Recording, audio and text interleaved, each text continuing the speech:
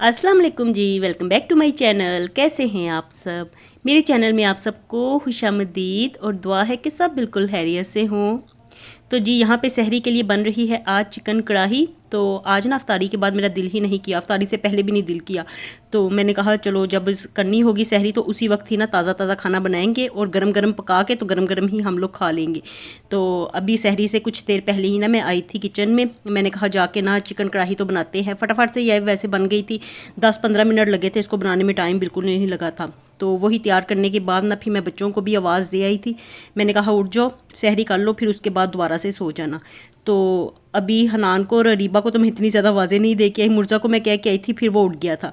तो हनान और अरीबा को मैंने कहा कि चलो टाइम के टाइम उठा लूँगी, सहरी से थोड़ी देर पहले उठेंगे तो खा लेंगे, क्योंकि उन्होंने सुबह हनान ने भी पेपर देने जाना है और अरीबा ने भी यूनिवर्सिटी जाना है। तो मैंने कहा चलो थोड़ी देर ना अपनी नींद पूरी कर लें, बच्चों की नींद फिर पूरी होती नहीं है। तो कढ़ाई बनाने के बाद ना मैंने फिर आटा लगाया मशीन में, और ये भी मैं सहरी का टाइम पे ही गूंदती हूँ। तो इसे गूंद के फ्रिज में रखो ना तो फिर ये ज़्यादा ठंडा हो जाता है, और मशीन में जो आटा गूंदा जाता है ना उसको मैं थोड़ा सा नरम ही रखती हूँ, वरना फिर बाद में जब ये फ्रिज में जाएगा ना तो फिर बिल्कुल ये ईंट की तरह, पत्थर की तरह हो जाता है, सख्त बन जाता है। तो इसलिए इसको मैं ज़रा इस तरह नरम गूंदती हूँ तो बाद में फिर फ्रिज में अच्छे से सेट हो जाता है। अभी इसमें से पराठे तो मैं बना लूँगी, पराठे नहीं आज रोटियां ही बनाऊंगी, रोटियों का दिल चाह रहा है मेरा। तो 4 पेड़े हम बना लेंगे और बाकी फिर मैं फ्रिज में घुसाऊंगी। तो चलिए आटा भी गूंदा गया है, 5 मिनट लगे हैं इसको, ये भी गूंदा गया है। तो अब ना फटाफट से रोटियां भी बना लेते हैं। मुर्जा ना आ गया था बाहर तो कह रहा था मुझे दे दे। तो मुर्जा को ना इस कदर ज़्यादा शौक है ना कि जब मैं उसे कहती हूँ ना सहरी का टाइम हो गया तो सबसे पहले वही उठ के बाहर आता है।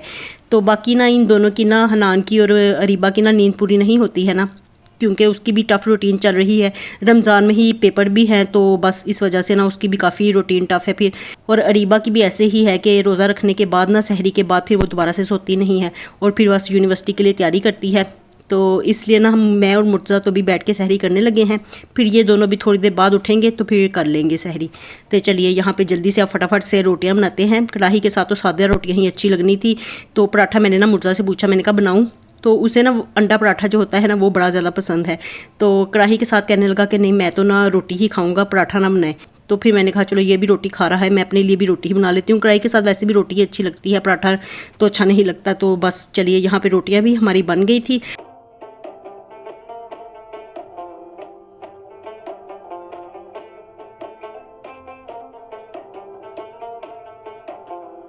और पहले कभी ऐसे होता था कि नरम आटा कभी मैं गूंद लेती थी ना तो मेरे से रोटी बनाई ही नहीं जाती थी। नरम इधर की तरफ आटा लटकता था, उधर की तरफ रोटी लटकती थी, तो मुझसे पकती ही नहीं थी ठीक तरह से। और अब तो इतनी ज़्यादा प्रैक्टिस हो गई है ना कि जैसे मर्जी, चाहे आटा सख्त हो पतला हो तो रोटी ईजीली मेरे से बन जाती है।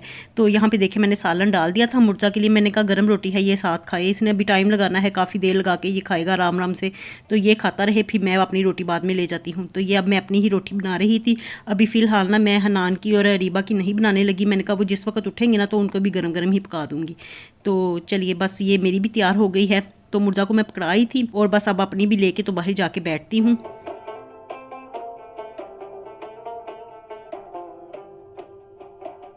और आजकल ना कुछ रूटीन इतनी ज़्यादा टफ़ हुई हुई है ना कि समझ आती नहीं है। बस नान को बस लेके जाना पड़ता है ना पेपर्स दिलवाने के लिए, तो वहाँ पे बैठ बैठ के भी बड़ी ज़्यादा थकन हो जाती है। और घर आके ना इतना बुरा हशर होता है ना, रोज़ा भी होता है और साथ में तो मैं थक भी जाती हूँ। वहाँ पे एक तो इंसान ना बैठ बैठ के भी बड़ा थक जाता है। जब कोई काम करता हो ना तो बस काम करने की धुन में ना टाइम गुजरने का भी पता नहीं चलता है, लेकिन फ्री बैठना ना बड़ा मुश्किल लगता है मुझे। तो वहाँ पर बैठ के बस इधर उधर देखती रहती हूँ, घूरती रहती हूँ चीज़ों को, तो बड़ा इसमें ही मुझे बड़ी ज़्यादा थकन हो जाती है। और जब घर वापस आती हूँ तो बस जो अफ्तारी के लिए चीज़ें पड़ी होती हैं तो उसी के साथ फिर हम लोग ना अपनी अफ्तारी भी कर लेते हैं। तो बस पेपर्स भी ना उन्होंने रमज़ान में ही रख दिए हैं। तो मैं तो यही कह रही थी, मैंने कहा हनान आपके पेपर्स ना रमज़ान के बाद होने चाहिए थे ताकि हम रोज़े तो आसानी से रख सकते ना, रोज़े ही उन्होंने ख़राब कर दिए हैं हमारे, हम समझ आती नहीं है। तो और साथ में ना कुछ पानी का भी इशू घर में बना हुआ था ना, तो इस वजह से भी बस व्लॉग्स मेरे कुछ लेट होते जा रहे हैं। तो मैं हालांकि कोशिश कर रही थी कि रमज़ान सीरीज़ में रेगुलर आपके साथ शेयर करती रहूं, लेकिन बस आगे पीछे व्लॉग्स हो गए हैं तो जिसका ना मुझे बड़ा ज़्यादा वैसे ना अब होता है फ़ील, क्योंकि मैं ना रमज़ान सीरीज़ ना रेगुलर ही बनाती हूँ। तो अब ना हमारे घर में ना कुछ पानी का भी बड़ा इशू रहा है, पूरे 4-5 दिन हमारे घर पानी आया ही नहीं है ठीक तरह से। तो बस ना इस वजह से भी मैं कुछ व्लॉग्स ठीक से बना नहीं पा रही थी। तो चलिए अब जैसे जैसे फिर मौका मिलता है बनाते जाते हैं, तो इसी तरह से फिर ये सारा सिस्टम चलता जाता है।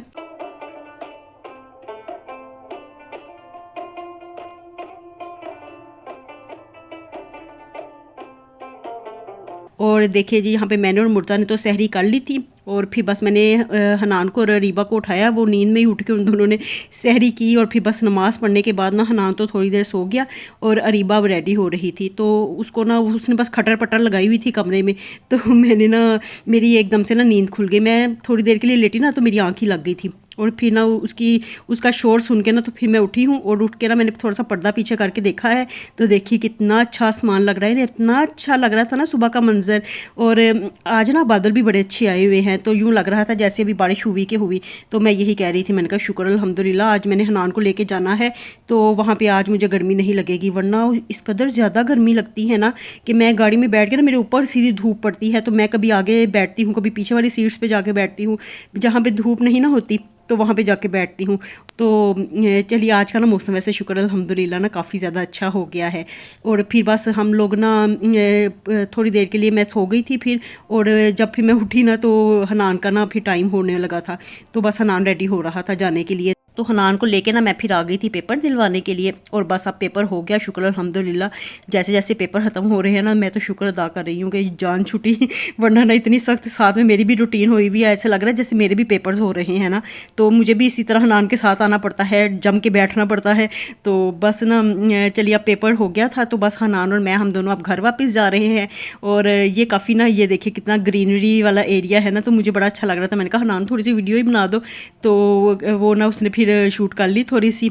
तो ग्रीनरी मुझे वैसे भी बड़ी ज़्यादा पसंद है ना, जहाँ पे इस तरह से हो ना दरख्त हरे भरे और इस तरह का मुझे अच्छा लगता है। तो जो चीज़ मुझे अच्छी लगती है ना वो थोड़ी सी मैं आप लोगों के लिए भी शूट कर लेती हूँ।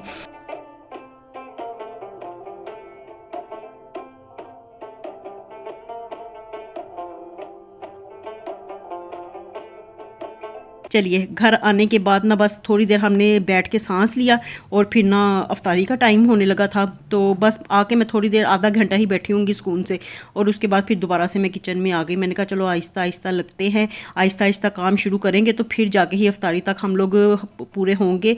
तो जो घर में थी चीज़ें बस मैं वही बनाने लगी हूँ। आज मेरा ना कुछ नई चीज़ बनाने को दिल नहीं चाह रहा, तो हालांकि आज ना धूप भी नहीं थी, बस वैसे ही ना थकन हो जाती है, बोरियत हो जाती है।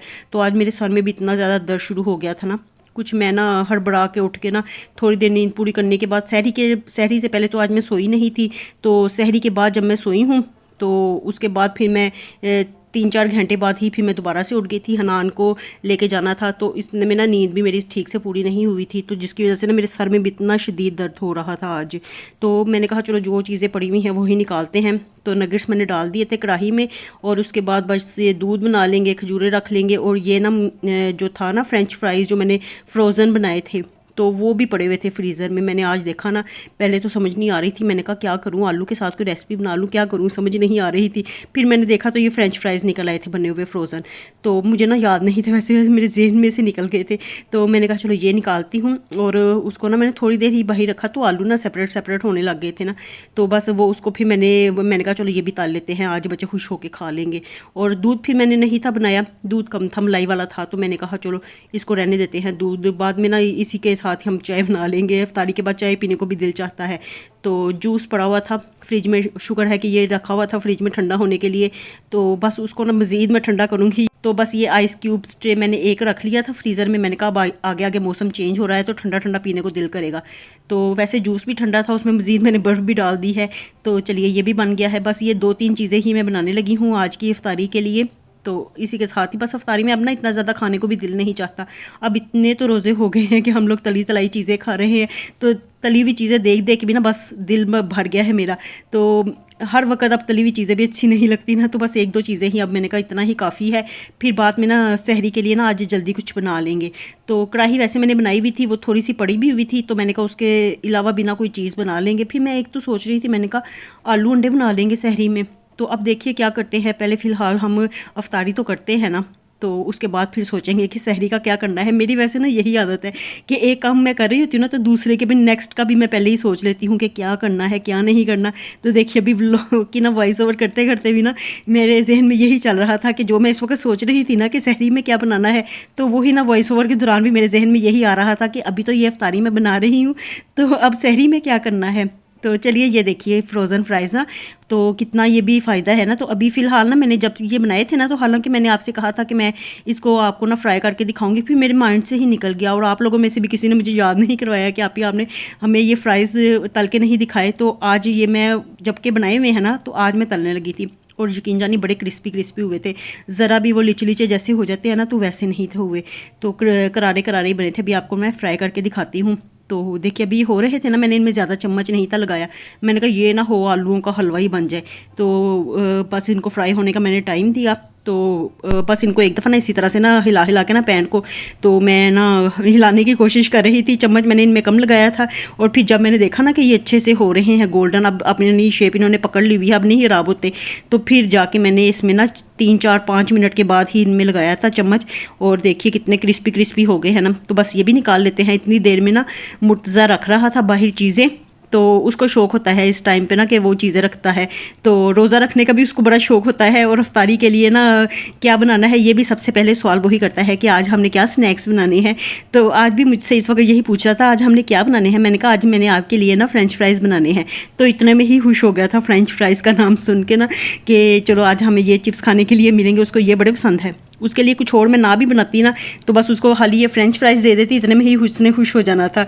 तो चलिए बस ये भी हो गए हैं और देखिए क्रिस्पी बने हैं ना।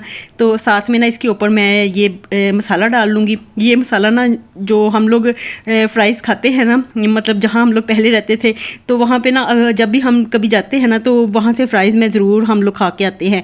तो इस दफ़ा ना रमज़ान शुरू होने से पहले हम लोग गए ना, तो मैं ना उनसे लेके आई थी। तो मैंने उनसे कहा कि मुझे ना आप ऐसे ले लें और मुझे ये मसाला थोड़ा सा दे दें। तो वो ना उन्होंने फिर मुझे ना ये मसाला दे दिया, तो थोड़ा ही दिया, लेकिन हमने इतने ज़्यादा फ्राइज़ बनाए भी नहीं है ना रमज़ान में, तो ये काफ़ी पड़ा हुआ है, काफ़ी ज़्यादा ही है फ़िलहाल। तो आज मैंने ये फ़र्स्ट टाइम ही इसके ऊपर डाला है। तो यकीन जानिए इसके साथ ना बिल्कुल ऐसे लग रहा था जैसे हम बाज़ार से फ़्राइज़ लेके खा रहे हैं। कुछ मसाले का भी कमाल होता है ना, तो बस ये मसाले का ही कमाल था, जो फ़्राइज़ हमें मज़ेदार लग रहे थे आज। तो चलिए जी, शुक्र अल्हम्दुलिल्लाह जी, अफ्तारी हो गई थी हमारी। और ये है जी आज की हमारी अफ्तारी की प्लेट। तो चलिए जी, रोज़ा अफ्तारी हमने कर ली है और इसके बाद अब मैं आपसे मिलूँगी अपने नेक्स्ट व्लॉग में, क्योंकि फिर इसके बाद मैंने कुछ नहीं किया, बड़ी सर में दर्द शदीद किस्म की हो रही थी। तो चलिए जी, मुझे दीजिए इजाज़त, मिलती हूँ दोबारा नए व्लॉग के साथ। खुश रहिए जी, आबाद रहिए, अपना बहुत सा ख्याल रखिएगा। अल्लाह हाफिज़।